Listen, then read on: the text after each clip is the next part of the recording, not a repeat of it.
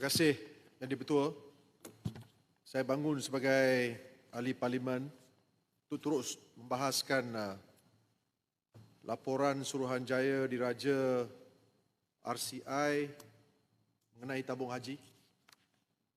Biar saya menjelaskan terlebih dahulu sebelum pihak-pihak tertentu menuduh saya yang bukan-bukan, walaupun saya bukan beragama Islam, tetapi sebagai seorang ahli parlimen daripada Parlimen Jelutong yang ada ramai pengundi-pengundi yang beragama Islam yang mencarum dalam tabung haji, saya terpanggil untuk membahaskan laporan ini.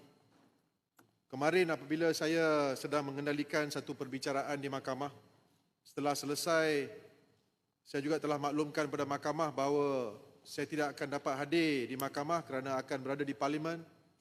Timbalan Pendakwa Raya, mungkin beliau menonton siaran langsung, Puan Sariza binti Ismail, seorang Pendakwa Raya DPP di Pulau Pinang, meminta saya untuk turut mengambil bahagian kerana beliau memaklumkan kepada saya bahawa ibu beliau yang bekerja sebagai seorang cleaner, pembersih, mendapat pendapatan yang lebih kurang cukup untuk makan, menabung dan juga turut rugi di atas pelaburan-pelaburan yang mengalami kerugian di tabung haji. Saya juga bangun kerana baru-baru ini dalam konteks perbincangan tabung haji, kita dengar ada pihak-pihak tertentu menuduh DAP. Kononnya DAP ingin menghapuskan orang-orang Melayu dan agama Islam. Malangnya Yang Berhormat Marang tidak hadir untuk saya menempelak kenyataan yang dikeluarkan oleh beliau. Ada juga pihak yang mengeluarkan kenyataan kalau UMNO dan Barisan Nasional tidak ada dalam kerajaan, maka kepentingan orang-orang Melayu dan yang beragama Islam tidak akan terbela. Saya ingin tanya beliau, saya tak mau namakan beliau lah. Saya ingin tanya beliau. Beliau ini merupakan seorang bekas Menteri Belia dan Sukan, Menteri Kesihatan. Dulu digantung oleh UMNO, sekarang masuk kembali ke UMNO. Beliau mengeluarkan, bila masuk kembali ke UMNO, beliau kata kalau tiada UMNO dan Barisan Nasional dalam kerajaan, maka kepentingan orang Melayu dan yang beragama Islam tidak akan terbela. Apa yang berlaku kepada tabung haji? Saya ingin tanya beliau. Ketika itu siapa yang menjadi ketua eksekutif tabung haji? Pengurusi tabung haji? Parti DAP? Ahli Parlimen DAP? Saya ingin tanya. Mungkin ahli-ahli parlimen daripada UMNO, Barisan Nasional boleh memberi penjelasan. Ada juga seorang pemimpin pemuda UMNO yang bertanyakan, mana bukti sakau dalam Suruhanjaya, laporan Suruhanjaya Diraja? Beliau mempunyai ijazah sebagai seorang doktor, pemuda. Memanglah dalam laporan tabung haji ini tidak dinyatakan sakau. Tapi hakikatnya laporan ini menunjukkan dengan jelas pengurusi tabung haji pada masa itu daripada tahun 2014 hingga 2018, iaitu namanya, saya sebutkan nama, Datuk Seri Abdul Aziz Abdul Rahim, Ahli Parlimen Baling, yang mempengurusikan tabung haji, yang suatu ketika menjadi ketua eksekutif tabung haji, yang bertanggungjawab melakukan sakau atau telah terlibat secara langsung dalam kejadian-kejadian sakau atau mencuri wang tabung haji. Saya juga bangun kerana Yang Berhormat, minta maaf, minta laluan. saya akan bagi, biar saya habiskan dulu. Yang Berhormat. Tidak, apabila kita mengatakan seorang itu mencuri, kita perlu ada bukti. Saya akan bagi. Kita perlu ada bukti. Saya akan bagi peluang. Saya akan bagi peluang. Kinabatangan saya akan bagi ini saya akan jawab. Saya akan bagi. Sebentar. Ya. Yang Berhormat Kinabatangan baca peraturan 37. Ya. Duduk Yang Berhormat. Ya, saya akan bagi. Dalam 1-2 minit saya akan bagi. Kita juga lihat bahawa dalam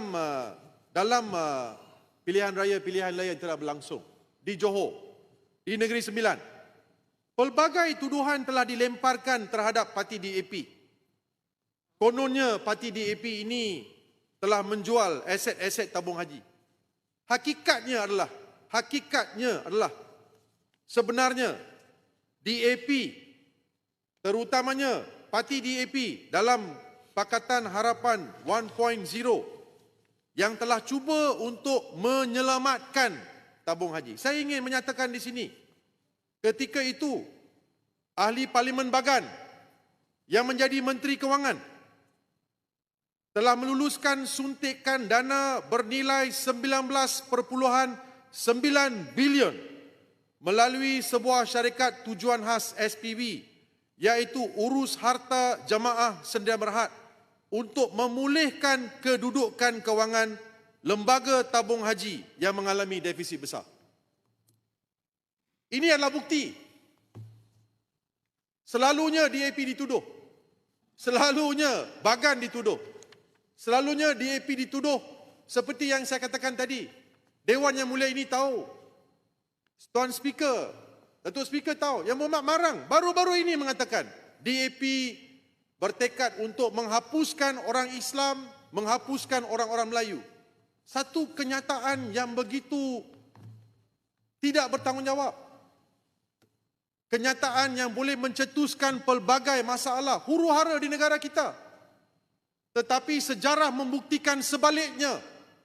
Sejarah membuktikan DAP yang menjadi salah satu parti dalam Pakatan Harapan 1.0, Menteri Kewangan ketika itu Lim Guan Eng telah cuba untuk menyelamatkan tabung haji. Baru-baru tadi saya dengar Tenggara, Yang Berhormat Tenggara, mengatakan bahawa aset tabung haji dijual kepada syarikat-syarikat kelapa sawit di Sarawak, syarikat-syarikat Cina. Mana buktinya?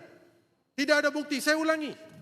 Lim Guan Eng, Ahli Parlimen Bagan, ketika itu Menteri Kewangan, meluluskan suntikan dana bernilai 19.9 bilion melalui sebuah syarikat tujuan khas SPV, iaitu Urus Harta Jemaah Sedia Berhad, untuk memulihkan kedudukan kewangan lembaga tabung haji yang mengalami defisit besar. Saya tidak mau bermain politik.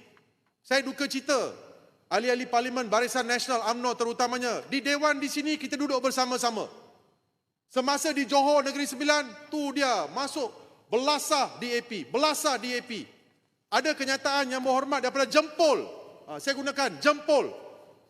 Saya hampa dia tak hadir. Ada satu ucapan dibuat oleh beliau. Beliau menuduh DAP, mengatakan kononnya kita melukis satu lukisan yang berupa kinzih dengan pakaian kerabat diraja. DAP dituduh. Semua salah DAP. Rugi tabung haji salah DAP. Kenapa kita tak tanya, kenapa tabung haji sampai ke tahap ini? Tolonglah, terutamanya ahli-ahli Parlimen UMNO Barisan Nasional, sehingga memfitnah di beberapa tempat semasa pilihan raya Johor, semasa pilihan raya Negeri Sembilan. Mari kita bahaskan. Dan tadi Menteri Agama telah menyatakan dengan jelas, tidak ada mana-mana aset tabung haji dijual kepada orang-orang Cina ataupun syarikat-syarikat Cina. Itu adalah jelas. Itu adalah laporan RCI. So saya menyeru di sini, kalau kita nak berkawan, tolonglah ikhlas. Nak gaduh pun boleh, nak lawan pun boleh. Saya cakap ini daripada hati sanubari saya. Setelah kerajaan Madani Perpaduan ini ditubuhkan, semua ahli-ahli Parlimen DAP telah memberikan kerjasama penuh, menyokong sepenuhnya pimpinan Yang Amat Berhormat Tambun, pimpinan Yang Amat Berhormat Bagan Datuk. Tetapi apabila kenyataan-kenyataan dikeluarkan, umpamanya Yang Berhormat Bagan Datuk pergi ke China mengatakan kita bungkuskan Setiausaha Agong DAP di China. Kenapa kenyataan ini dikeluarkan? Adakah ini menunjukkan keikhlasan beliau? Saya duka cita. Saya sebagai backbencher, mungkin Yang Berhormat dari Setiausaha Agong, saya, Yang Berhormat Seremban tidak mahu mengeluarkan kenyataan ini. Tapi saya sebagai backbencher perlu nyatakan kehampaan saya terhadap Yang Berhormat Bagan Datuk yang mengeluarkan kenyataan tersebut. Sebab itu saya kata di sini, kita perlu lihat siapa yang bertanggungjawab terhadap semua masalah yang berlaku di tabung haji. UMNO dan Barisan Nasional perlu ikhlas. Terima hakikat kerugiannya disebabkan oleh Datuk Seri Abdul Aziz Abdul Rahim. Dua perkara, Speaker, saya ingin gulung. Kenapa sehingga sekarang Datuk Seri Abdul Aziz Abdul Rahim tidak dituduh di mahkamah oleh SPRM? Satu. Kedua, saya juga lihat bahawa Ketua Audit Negara telah mengeluarkan sijil bersih daripada 2014, 2015, 2016, 17 dan 18. Saya menuntut supaya Ketua Audit Negara yang bertugas masa itu juga turut diambil tindakan kerana mengeluarkan sijil bersih. Ini merupakan salah guna kuasa yang serius. Dan si Speaker, sebelum saya mengakhiri ucapan saya ingin minta semua ahli-ahli Barisan Nasional dan UMNO bermuhasabah supaya tanya diri sendiri, tolonglah, bukan disebabkan oleh kerakusan kuasa nak menang pilihan raya, di sini duduk bersama-sama dengan DAP, turun ke padang menghantam parti DAP. Datuk Speaker. Yang berhormat, untuk mencelah, baca 37, bangkitkan. Isi kandungan perbahasan peraturan 36. Kalau tak ada berlandaskan itu, saya tidak boleh menegur. Yang berhormat Jelutong, kita berpandu apa yang berlaku dalam Dewan, saya selalu berpegang kepada kitab kita ni. Kalau you don't master this, you nak mencelah, you nak tegur, susah. Faham? Rakan, walaupun saya parti UMNO, walaupun saya Barisan Nasional, saya bila duduk tanggungjawab kita kena buat, berlaku adil. Dan berpandukan peraturan dan bukan ikut hati dan perasaan. Ini saya. Ya. Yang berhormat Jelutong, 1 minit gulung. Tan Sri Speaker, akhir sekali saya ingin menyatakan bahawa Suruhanjaya Siasatan Diraja ini telah dimulakan ketika Yang Berhormat Bera menjadi ahli parlimen. Jadi, pendapatan mereka tidak mendedahkan bahawa siapa-siapa yang perlu dituduh. Saya menyarankan bahawa Yang Berhormat Tambun mengadakan satu lagi RCI. Kerana saya berpendapat RCI ini tidak sempurna. Mungkin ada niat tertentu untuk melepaskan mana-mana pihak.